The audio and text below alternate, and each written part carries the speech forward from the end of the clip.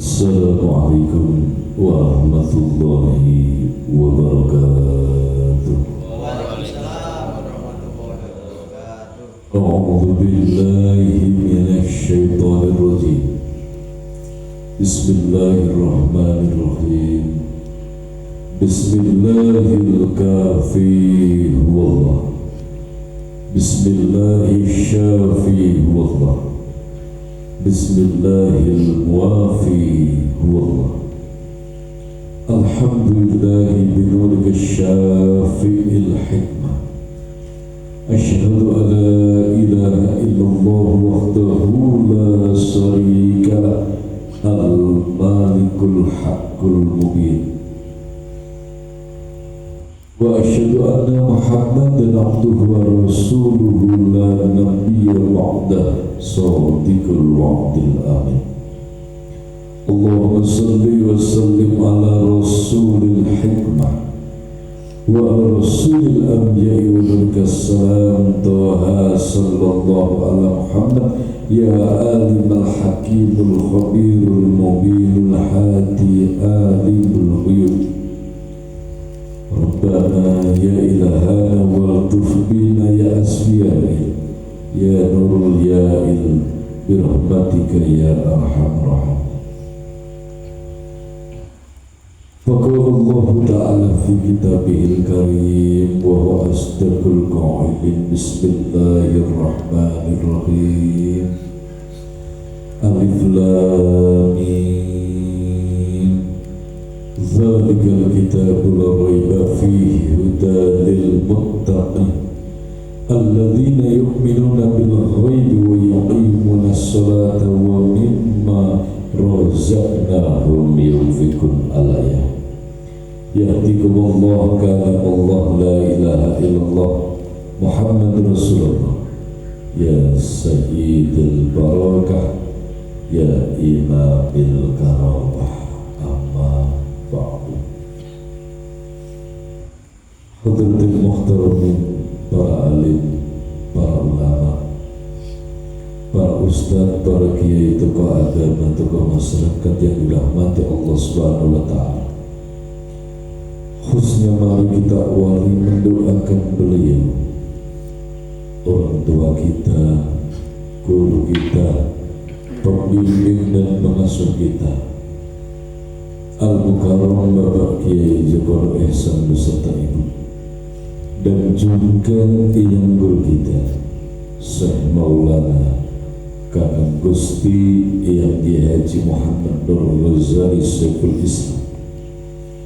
Semoga senantiasa dibangunkan di bangkuan sucinya Allah, dimuliakan dan dibahagiakan selalu beserta putra putrinya, keluarganya, keturunannya, disatukan seluruh murid dan jemaahnya, dan digabungkan ruh rasa kita dengan Ruhul Kudus beliau di alam perjuangannya. Amin Allahumma Al-Fatihah. A'udzu billahi minasyaitonir rajim. Bismillahirrahmanirrahim. Alhamdulillahi rabbil alamin arrahmanir rahim maliki yaumiddin. Iyyaka na'budu wa iyyaka nasta'in ihdinas siratal mustaqim siratal ladzina an'amta 'alaihim ghairil maghdubi 'alaihim waladdallin. Kepada beliau, sesepuh kita, orang tua kita, Al-Mukarram Bapak Agus Susilo sekeluarga yang dimuliakan dan dirahmati Allah Subhanahu wa Ta'ala. Kepada beliau, saudara kita Akhinal Kiram Mas Alvin sekeluarga, beserta keluarga besar Harmoni Laut yang dimuliakan dan dirahmati, diberkahi Allah Subhanahu wa Ta'ala. Hadirin wal hadirat, saudara-saudaraku seiman, seakidah, senasib, seperjuangan fi dinil Islam yang kami banggakan dan kami cintai, rahimakumullah. Pertama dan tentunya yang paling utama, kembali mari kita haturkan syukur tasyukur. Kita haturkan rasa terima kasih yang mendalam kehadiran Zat yang telah membelai kita setiap saat dan detiknya dengan kasih sayang. Setiap saat dan detiknya mencurahkan nikmat lahir dan nikmat batin dalam kehidupan kita, yaitu sesembahan kita Allah Subhanahu. Sebagaimana yang telah diterangkan oleh Rasulullah Muhammad Sallallahu Alaihi Wasallam, syukur ini adalah tugas daripada ruh dan rasa kita. Maka ucapan ini sebagai ikrarnya. Sesungguhnya syukur itu diawali dari ruh dan rasa.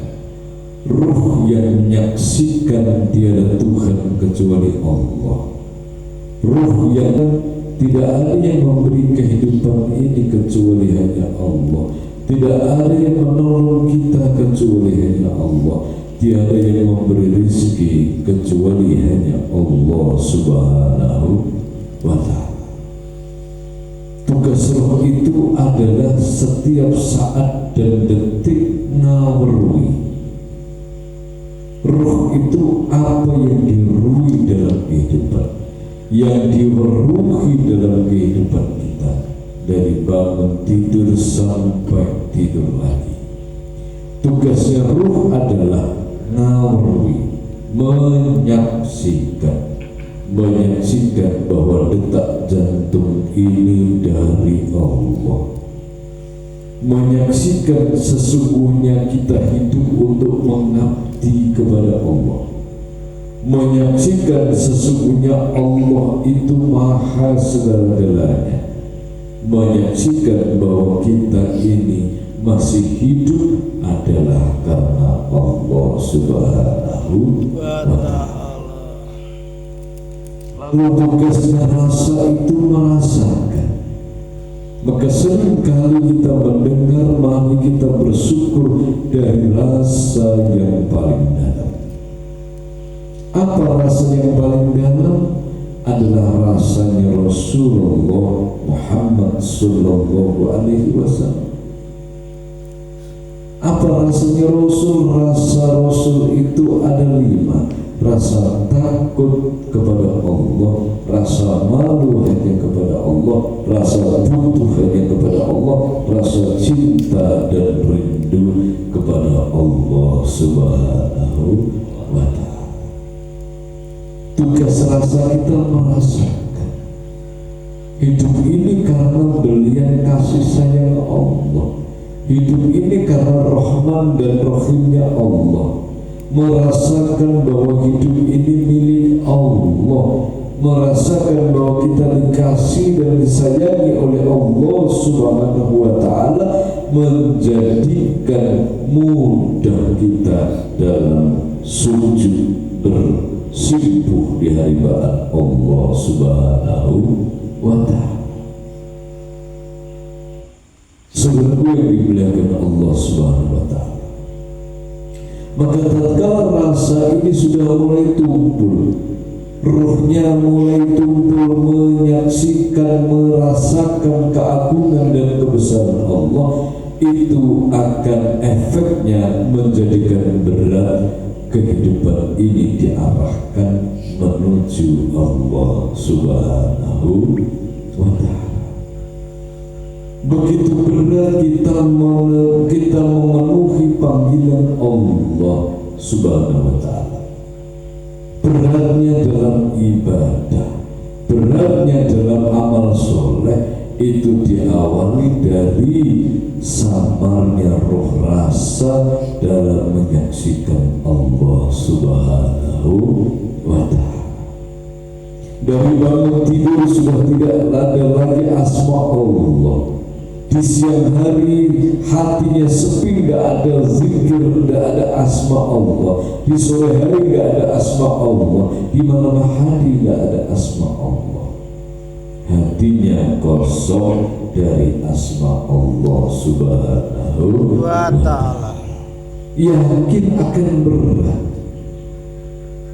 Ibadah berat, amal soleh berat, karena yang dipakai bukan ruh rasa sejati. Yang digunakan bukan ruh dan rasanya yang hakiki, tetapi ruh dan rasa nafsu.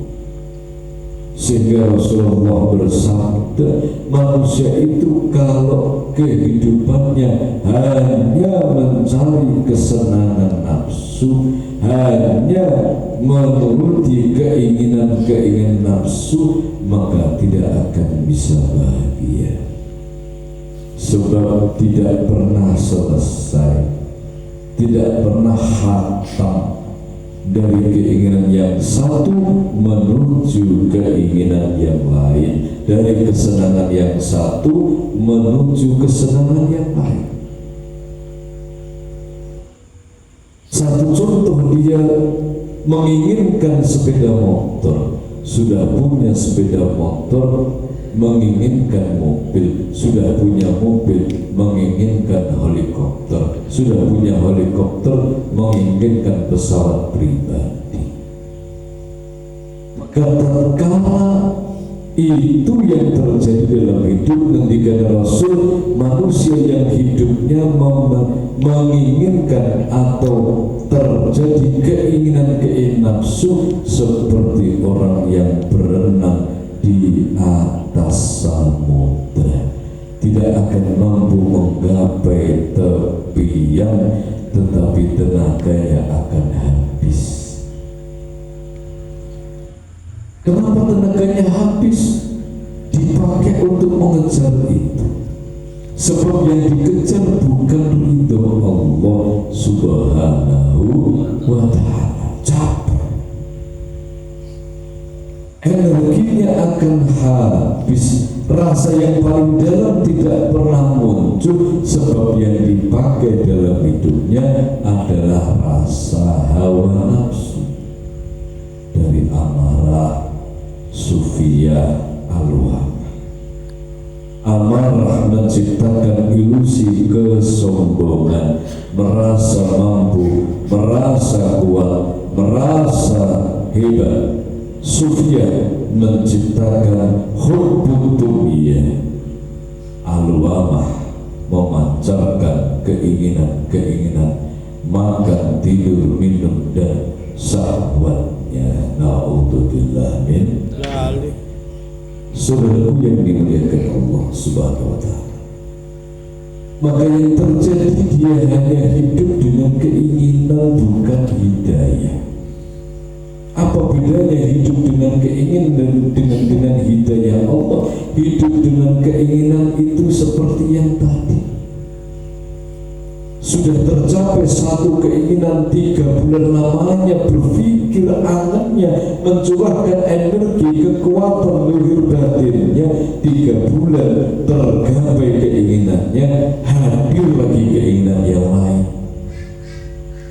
Sudah tercapai, hadir lagi keinginan yang lain, terus tidak pernah berhenti. Tetapi bedanya manusia hidup dengan hidayah, bukan keinginan, maka urusan batin yang dicari dalam hidupnya adalah kebutuhan hidup, bukan keinginan hidup.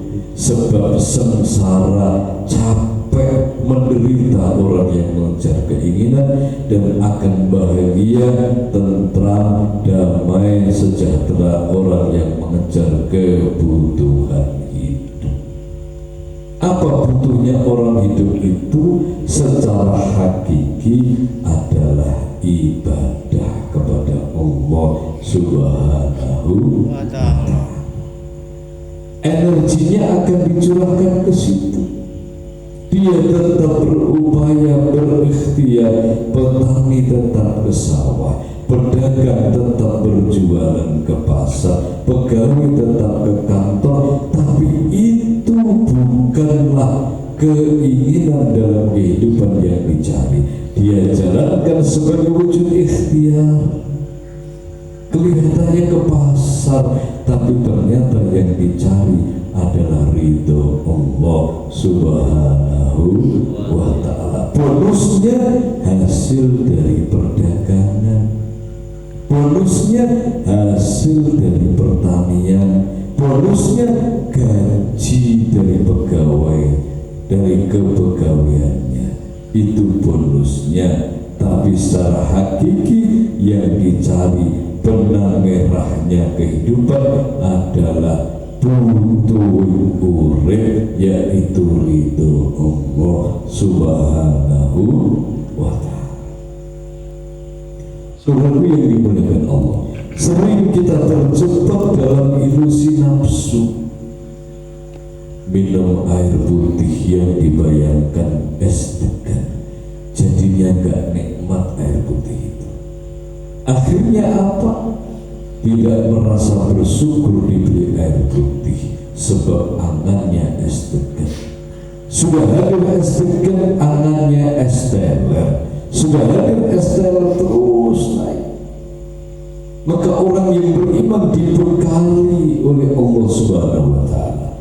Hadirnya air putih ya disyukuri, alhamdulillah.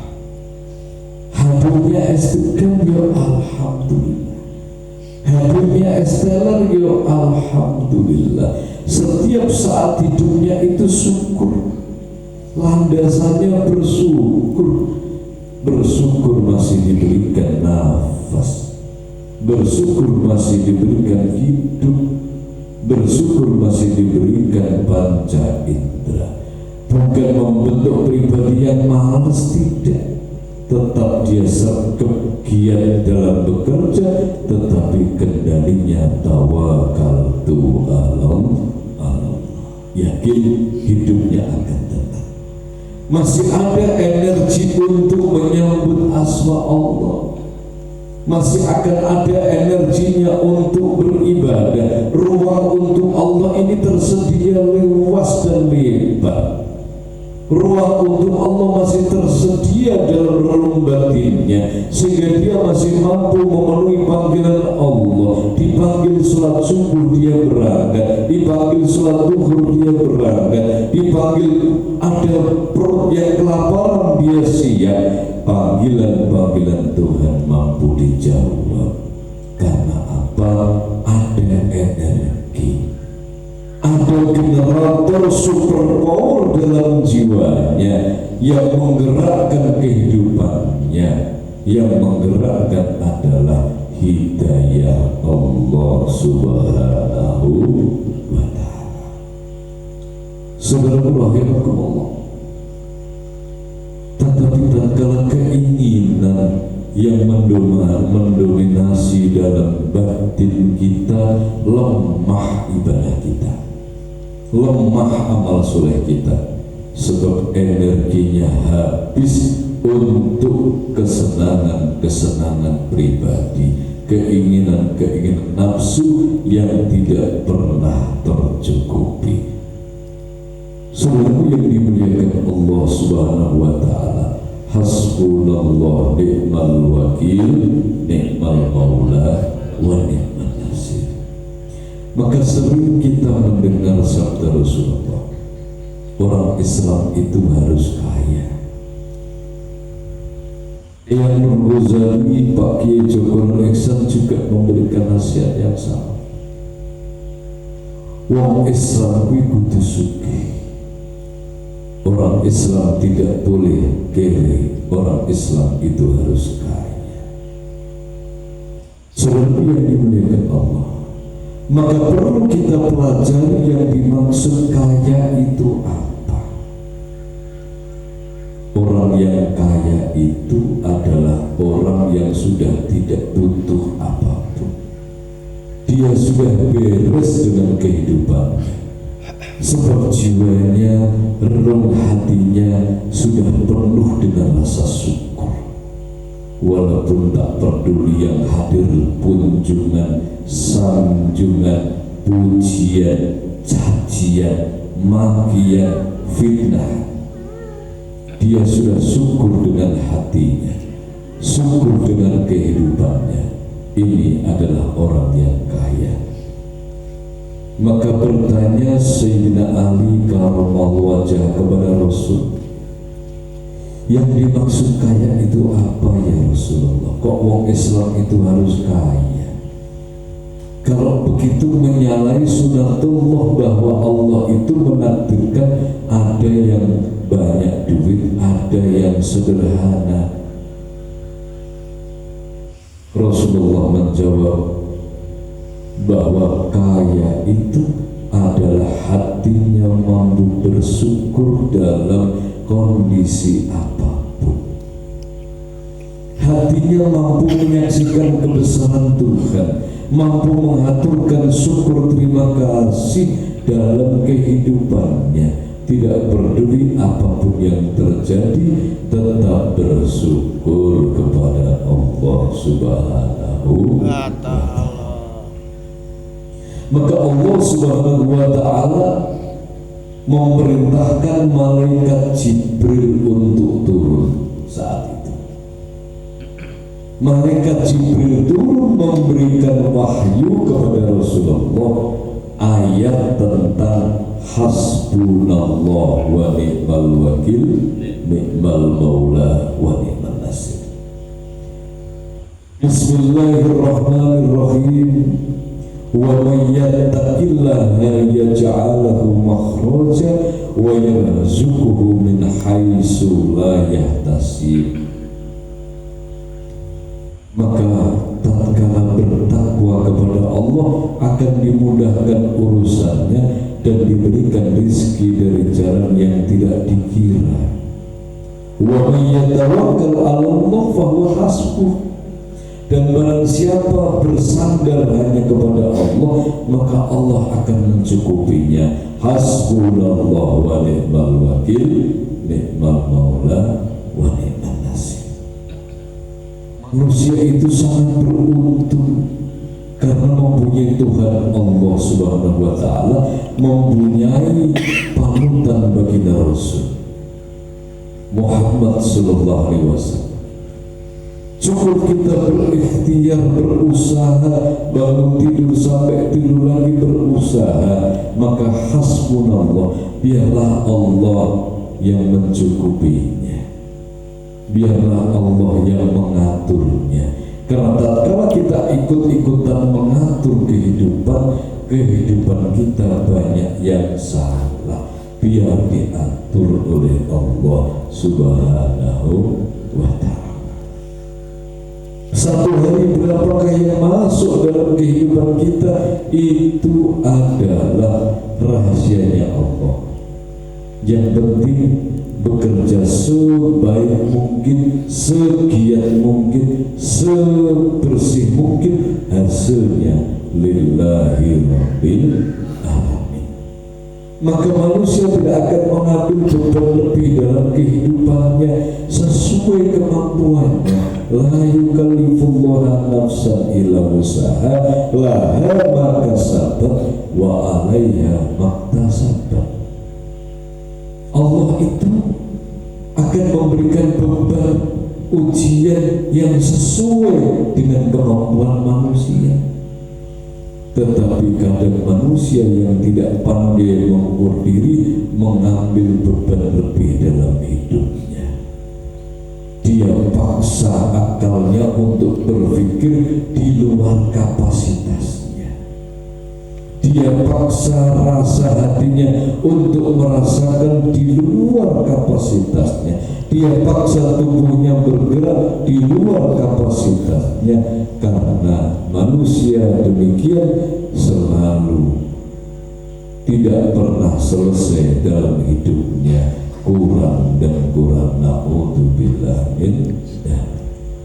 Maka hanya dengan bersyukur, melihat istri kita bersyukur, alhamdulillah ya Allah, Engkau dalam hidupku memberikan aku pendamping hidup yang baik. Melihat suami bersyukur, matur nuwun Gusti ya Allah, Engkau pertemukan aku dengan imam yang terbaik dalam hidupku. Melihat anak bersyukur, alhamdulillah ya Allah, anak-anakku terarah, Engkau bimbing menjadi anak yang baik. menantu-menantuku menjadi menantu yang baik, cucu-cucuku menjadi cucu yang baik, keluarga kami utuh, keluarga kami harmonis. Alhamdulillahirabbil alamin. Maka penuhi hati dengan rasa syukur.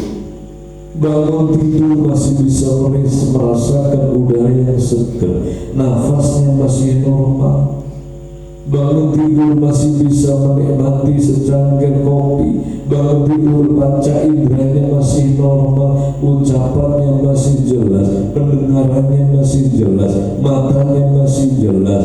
Alhamdulillahirabbil alamin. Setelah itu bergerak, ya Allah, aku berternak, akan aku mulai membersihkan kandang ternak ini, berkahi demi iman takwa. Ya Allah, aku berdagang, ya Allah, akan aku buka lapak ini, berkahi demi iman takwa. Ya Allah, tugasku mengajar, aku akan berangkat ke kantor, berkahi dengan iman dan takwa. Yakin kehidupan kita akan dibimbing oleh Allah Subhanahu wa ta'ala. Sebab itu merupakan janji Allah. Itu janjinya Allah, dan Allah tidak mungkin mengingkari janji. Orang yang sudah berserah diri kepada Allah, bersandar kepada Allah, bertawakal kepada Allah Subhanahu wa ta'ala, wa may yattaqillaha yaj'al lahu makhraja. Barang siapa bertawakal kepada Allah, fahuwa hasbuhu, Allah akan mengatur hidupnya. Kita tidak punya kemampuan untuk mengatur hidup kita sendiri. Kita hanya diberi kemampuan untuk berusaha, untuk berikhtiar. Selebihnya adalah Allah Subhanahu wa ta'ala. Kembali itu yang sudah mulai langka di akhir zaman. Manusia sering lepas kendalinya, sehingga antara tawakal dengan ikhtiar itu lebih cepat ikhtiarnya, lebih cepat perhitungan akalnya, gerak tubuhnya, hilang tawakalnya. Padahal tawakal ini utama, bersandar kepada Allah. Kalau manusia hidupnya sudah bersandar kepada Allah, akan ringan dia itu memenuhi panggilan Allah, hadir generator superpower dalam jiwanya, hadir kekuatan dahsyat dalam batinnya yang menggerakkan dohirnya, yang menggerakkan akalnya, yang menggerakkan hatinya, yang menggerakkan jasadnya untuk menjadi manusia yang baik. Sebab hidupnya melibatkan Allah Subhanahu wa ta'ala. Subhanallah, mari kita ikrarkan syukur kita, terima kasih kita bi qaulina alhamdulillahirabbil alamin. Semoga kita, keluarga kita termasuk golongan hamba-hamba Allah yang ahli bersyukur. Amin. Allahumma Amin. Salawat dan salam mari kita sanjungkan kehadiran baginda Rasul Muhammad sallallahu alaihi wasallam. Sudah sering kita bahas, sekedar mengingatkan redaksi awal turunnya sholat, awal daripada sholat dan salam. Maka Rasulullah menerangkan sholawat itu kesejahteraan hidup yang bersumber dari qalbun salim. Kita ini sedang dalam perjuangan mewujudkan sholat. Kalau manusia hatinya sudah qalbun salim, di dalam relung batinnya tidak ada kesombongan, kembali semua milik Allah. Di dalam jiwanya tidak ada iri dengki, sakwa sangka, dendam kesumat, sakit hati, buruk sangka. Yang ada, yang memenuhi adalah rahman rahim, kasih sayang. Dia menjadi duta kasih sayang Allah, menjadi pangijauan taing belas asing Gusti, menjadi tajallinya sifat Rahman dan Rahimnya Allah Subhanahu wa Ta'ala. Itu baru bersuara. Apa salah pacarannya? Dalam menjalani hidup itu kita selamat karena apa? Perilakunya nggak ada yang melanggar. Apa yang itu diperintahkan dijalankan, yang dilarang ditinggal. Manusia mulai ada hisab itu tatkala hidupnya tidak sesuai dengan kehendak Allah, mulai ada hisab, mulai zalim dalam hidupnya. Apa zalim? Zalim itu bahasa Arab, artinya kegelapan. Arti harfiahnya zalim itu apa? Menempatkan sesuatu bukan pada tempatnya, menempatkan sesuatu tidak pada tempatnya. Itu zalim, gelap. Demikian juga manusia dalam menjalani hidup. Pelanggaran demi pelanggaran yang kita lakukan, sudah tahu ini haram kita jalankan, itu akan membekas gelap. Ada satu bintik hitam dalam hatinya. Besok melakukan lagi, bintik hitam lagi. Besok melakukan lagi, bintik hitam lagi. Hatinya dipenuhi bercak-bercak hitam. Na'udzubillah min.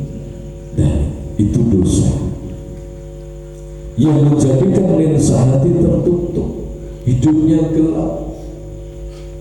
Maka kebenaran itu menghasilkan cahaya. Sholat, titik cahaya. Jujur, titik cahaya. Berbakti kepada orang tua, titik cahaya. Menyayangi saudaranya, titik cahaya. Menolong orang lain, titik cahaya. Berbohong, bercak kegelapan. Iri dengki, kegelapan. Tidak sholat subuh, kegelapan. Itu berlomba dalam hati. Hati kita seperti padang Tegal Kurusetro. Apa Tegal Kurusetro? Itu nama sebuah lapangan tempat bertempurnya perang Brontoyudo Joyobinangun. Brontoyudo antara Kurawa dan Pandowo itu namanya Tegal Kurusetro. Tegal Kurusetro yang hakiki adalah hati manusia sendiri. Padang tempat perang Badar yang hakiki, padang pasir tempat perang Badar ini adalah hati manusia. Hati kita itu sedang terjadi pertempuran. Saudaraku yang dimuliakan Allah, pertempuran untuk apa? Antara kebaikan dan ketidakbaikan, antara kebenaran dan kebatilan, antara hak dan batin. Maka Pandowo niku mau mungsuh Kurawa niku 100 cacahe. 5 orang dimungsuh 100. Perang Badar orang Islam 300 dimusuh orang kafir jumlahnya 1000. Jelas tidak imbang dalam jumlah. Titik kebenaran menyuarakan seperti son biasa, titik kebatilan itu seperti son hur. Maka tanpa melibatkan Allah kita akan tenggelam. Tidak mampu kita menahan gelombang hawa nafsu kita, mengajak untuk jauh kepada Allah. Gelombang nafsu yang mengajak untuk tidak baik, ini sangat besar seperti son, sedangkan kebenaran seperti son biasa, son kecil.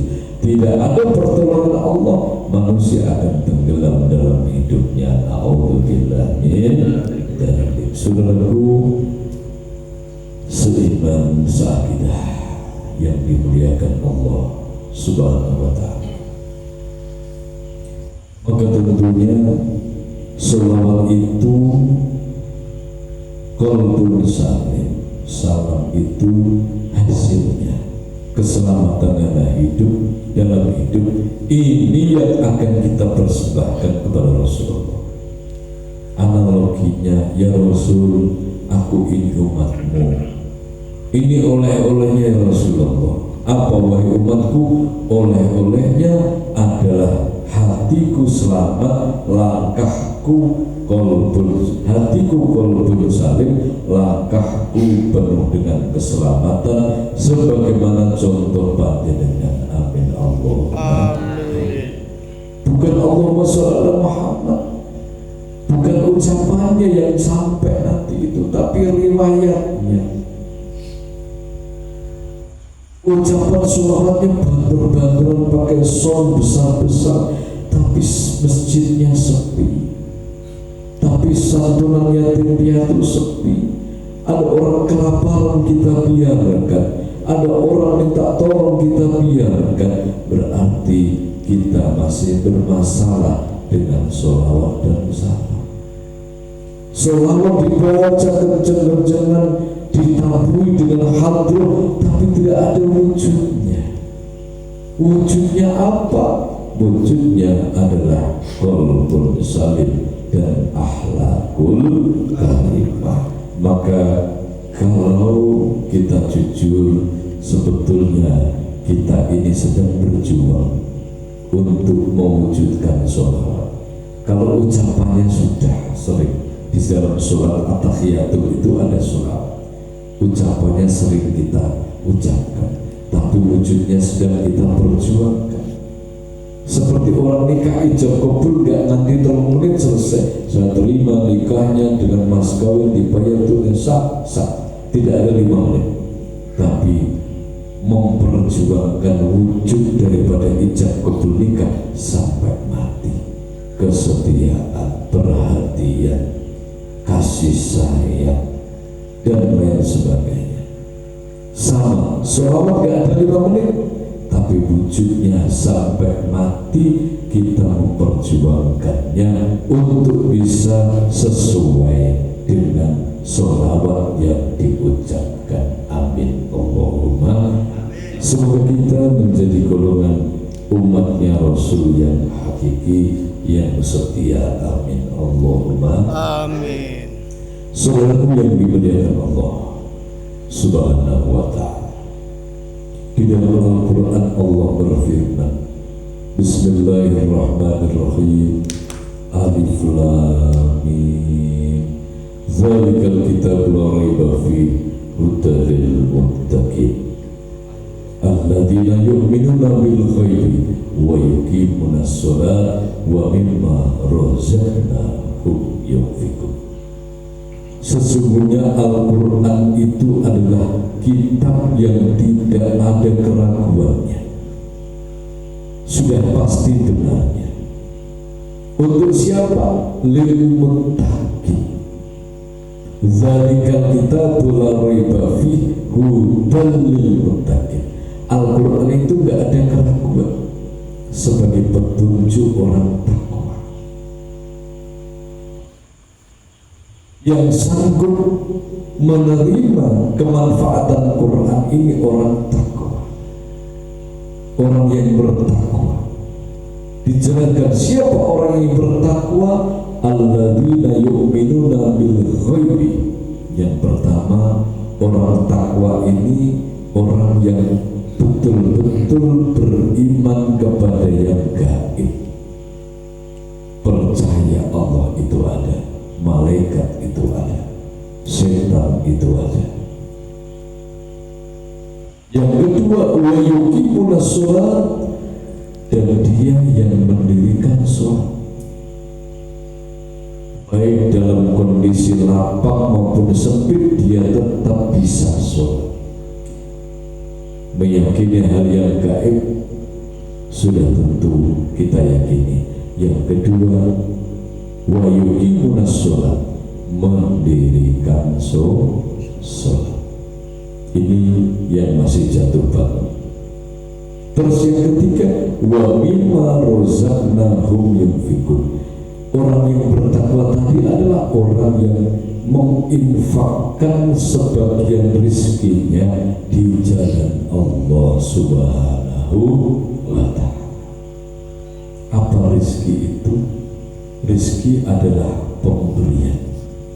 Hidup ini rizki, pendamping hidup kita ini rizki, keluarga rizki, ilmu pengetahuan rizki, kesehatan rizki, hati yang suci rizki, keimanan rizki, Islam ihsan rizki, harta benda rizki. Artinya semua yang diberikan Allah kita tasarrufkan, kita jalankan untuk di jalan Allah Subhanahu wa Ta'ala. Ini yang benar. Sudahkah kita punya doa-doa dalam hati ini, kita sudah kohkan sebagian untuk semesta. Tidak berdoa untuk dirinya sendiri, tapi mendoakan orang lain. Doakan satu RT, mendoakan satu RW, mendoakan anak buah, mendoakan bos kita, mendoakan tetangga. Sudahkah kita jalankan? Kita punya ilmu, sudahkah berbagi demi kemanfaatan? Diberikan kekuatan Allah, jabatan, sudahkah ada kebijakan yang membawa kemaslahatan? Diberikan harta benda, sudahkah harta benda ini sebagian kita tasarrufkan di jalan Allah, di perjuangan Rasulullah? Itu rezeki. Maka rezeki ini harus ditasarrufkan di jalannya Allah Subhanahu wa Ta'ala. Oh, saya bisa kitmir kok, ini rezeki. Sudahkah pernah kita membagi kitmir untuk mengitmiri orang lain, untuk kitmir mendoakan tetangga kita, kitmir mendoakan pakde pakde kita? Ini yang namanya mentasarrufkan rezeki kitmir dengan mengitmiri masyarakat kita. Intinya ada sumbangsih untuk semesta ini. Intinya kita hidup bukan untuk pribadi saja, tapi ada torehan-torehan kebaikan, menorehkan jejak-jejak kebaikan untuk perjuangan Rasulullah Muhammad sallallahu alaihi wasallam. Baru hidupnya akan barokah, baru cahaya langit ini akan turun dalam kehidupan kita. Kalau kita hidup dari pagi sampai malam, dari bangun tidur sampai tidur lagi, yang diperjuangkan hanya pribadinya, yang diperjuangkan hanya tentang kebutuhan keluarganya yang bersifat materi, maka hidupnya akan ketinggalan, akan jatuh bangun, gak cukup-cukup hidup. Tapi kalau kita mengubah mindsetnya, murukobahnya, aku hidup harus membawa kemanfaatan untuk semesta, untuk orang lain. Yakin di situ Allah akan menghadirkan cahaya langit. Di situ Allah akan menurunkan keberkahan langit dalam kehidupannya, sebab dia hidup sebagai jembatan saudaranya, jembatan hidayahkah, jembatan kebutuhan-kebutuhannya kah, dan lain sebagainya. Senantiasa ada karya-karya positif dalam kehidupannya. Hidup bukan untuk pribadinya sendiri, tapi dia hidup juga untuk orang lain. Ada bagian sendiri. Hidup untuk perjuangan Rasulullah, mengambil beban dalam perjuangan Rasulullah. Aku akan mengambil beban perjuangan Rasulullah Muhammad SAW sesuai kemampuanku. Apakah ilmu yang ditasarrufkan tadi, apakah kitmirnya, apakah doanya, apakah harta benda, apakah punya pangkat derajat, apakah punya tenaga, apakah punya pemikiran, kita sumbangsih dalam basa Jawa jenenge berdulmo, mendarmakan hidup di jalannya Allah Subhanahu wa Ta'ala. Yakin hidupnya akan berkah, hidupnya akan dilimpahkan sebab melibatkan Allah Subhanahu wa ta'ala betul-betul tidak cuma qul huwallah, tapi mampu Allahu ahad, mampu Allahu somad, lam yalid wa lam yulad wa lam yakul lahu kufuwan ahad. Allah itu bersabda, qul huwallah, katakan Muhammad, katakan manusia, katakan wahai ruh, sesungguhnya Allah itu maha satu. Maka ruh akan menjawab Allahu ahad. Ucapannya, wujudnya adalah perilakunya, langkahnya Allahu somad. Maka dalam ilmu syariat, qul huwallahu ahad, Allahu somad, lam yalid wa lam yulad wa lam yakul lahu kufuwan ahad. Dalam ilmu hakikat, qulnya dihilangi Allahu ahad, Allahu somad, lam yalid wa lam yulad wa lam yakul lahu kufuwan ahad. Saudaraku yang dimuliakan Allah Subhanahu wa ta'ala, yakin malaikat-malaikat Allah akan hadir dan betul-betul diperintah Allah hadir untuk turun untuk mendoakan manusia yang betul-betul hidup dan matinya untuk Allah. Tapi manusia yang hidup matinya untuk pribadi, malaikat-malaikat rahmat ini gak akan turun. Maka dalam satu hadis baginda Rasul berwasiat, bumi itu punya ruh, angin itu ada ruhnya, api itu ada ruhnya, air ada ruhnya. Maka ada manusia yang didoakan oleh angin yang ditarik dalam napasnya, bernapas menarik dan menghembuskan udara, udaranya mendoakan. Ada manusia yang mendapatkan doa dari bumi karena pijakan-pijakan langkahnya dipenuhi dengan asma Allah.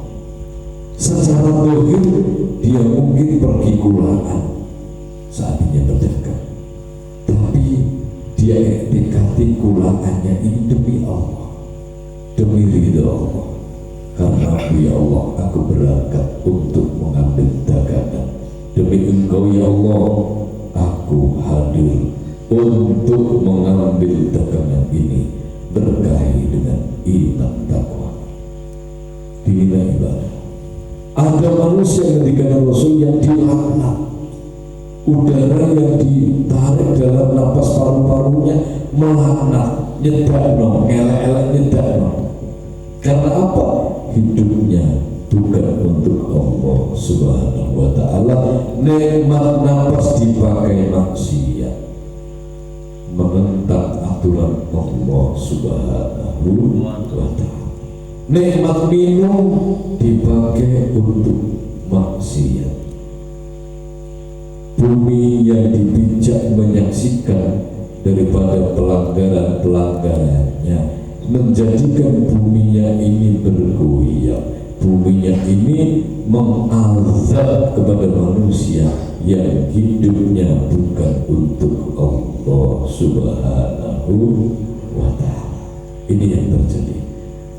Saudara yang dimuliakan Allah, bagaimana agar seluruh makhluk ini mendoakan kita, napas yang kita tarik dalam ambekan, air yang kita minum, makanan yang kita makan, bumi tempat berpijak, pepohonan tempat kita bernaung berteduh mendoakan kita. Maka hati harus disatukan dalam frekuensi yang sama. Apa frekuensinya bumi? Adalah zikrullah. Apa dalilnya? Yusabbihu ma fis samawati wa ma fil ardh. Maka bertasbihlah apa yang ada di langit dan di bumi. Kita satukan frekuensinya. Kita satukan frekuensi batin. Caranya hidupkan hati untuk berzikir. Zikir akan ketemu dengan zikir, sehingga mereka juga hamba-hamba Allah akan mendoakan kita dimanapun kita berada. Alhamdulillah. Yang terakhir, pernah dalam sejarah Rasulullah bersabda, Nabi Sulaiman itu pernah protes kepada Allah. Di saat Nabi Sulaiman melihat tanah itu ada cacingnya, cacing dalam tanah, Nabi Sulaiman kemudian berprotes kepada Allah. Grundel mengerti, lapo Gusti Allah nyiptakno cacing, ora manfaatin bumi. Langsung Allah Subhanahu wa Ta'ala membuka batinnya Nabi Sulaiman, disambungkan dengan cacing. Maka cacing itu berkata, wahai Nabi Sulaiman, ada satu yang belum kau ketahui, bahwa aku cacing diciptakan Allah itu ditugaskan berzikir la ilaha illa anta subhanaka inni kuntu minadh dhalimin 66.666 kali dalam 24 jam meminta ampunan untuk dosa-dosa anak cucu Adam. Ini dibukakan rahasianya oleh Allah Subhanahu wa Ta'ala. Dari tugas cacing itu berzikir la ilaha illa anta subhanaka inni kuntu minadh dhalimin, memohonkan ampun untuk manusia yang di atas bumi. Dia di bawah bumi tapi doanya memohonkan ampun untuk manusia yang di atas bumi. Alhamdulillah. Belum tugas-tugas makhluk yang lain, itu baru seekor cacing. Maka Nabi Sulaiman mendengar cacing berkata itu, dia tersungkur sujud di hadapan Allah Subhanahu wa Ta'ala. Pernah juga suatu ketika Nabi Sulaiman berada di tepi danau, dia mengawasi ada semut yang bawa makanan. Kemudian mendekati danau itu, dan dari dalam danau ada kata itu membuka mulutnya. Kemudian sang semut masuk dalam mulut kata, sang kata nyilem. Kemudian kan sebentar katanya muncul lagi, mengeluarkan si semut, tapi makanan yang di dalam semut sudah hilang, sudah tidak ada. Maka Nabi Sulaiman karena beliau punya mukjizat bisa ngomong dengan binatang, dia bertanya, wahai kata, wahai semut, sebentar saya mau bertanya, apa yang sedang kamu lakukan? Maka sang semut menjawab, wahai Nabi Sulaiman, saya diperintahkan oleh Allah untuk mengantarkan makanan kepada cacing buta yang ada di dasar danau yang sedang terjepit oleh batu-batuan. Karena saya tidak bisa bernapas di air, maka saya ditolong oleh kata. Wahai kata, apa yang kamu lakukan? Saya digerakkan oleh Allah, diperintahkan Allah membantu semut untuk mengantarkan makanan untuk cacing buta yang belum saatnya mati. Maka saya membantu agar semut tetap bisa bernapas sampai di dasar danau, memberikan makanan kepada cacing buta tadi. Alhamdulillah, bahwa itu bukti semesta ini ada yang ngatur, yaitu Allah Subhanahu wa Ta'ala. Rezeki ada yang ngatur, yaitu Allah Subhanahu wa Ta'ala. Tugas kita berikhtiar. Yang menggerakkan pembeli-pembeli untuk hadir bagi yang para pedagang itu Allah Subhanahu wa Ta'ala. Tugas kita hanya menanam, yang menumbuhkan itu Allah Subhanahu wa Ta'ala. Maka mulai malam ini mari kita hidup melibatkan Allah Subhanahu wa Ta'ala. Apapun yang terjadi disambungkan dengan kekuatan dahsyat dari Allah Subhanahu wa Ta'ala dengan melibatkan Allah. Ya Allah, saya mau tes, tolong bimbing aku agar mampu mengerjakan soal-soal ujian dengan baik dan benar. Ya Allah, terangi pikiranku, ya Allah, terangi hatiku, ya Allah, agar aku mampu menjalani ujian-ujianku ini dengan nilai-nilai yang sesuai harapanku. Amin Allahumma amin. Libatkan Allah setiap langkah yakin akan ada solusi, yakin akan ada cahaya yang menerangi langkah kita menuju ridho Allah Subhanahu wa Ta'ala. Amin. Allahumma amin. Al-Fatihah.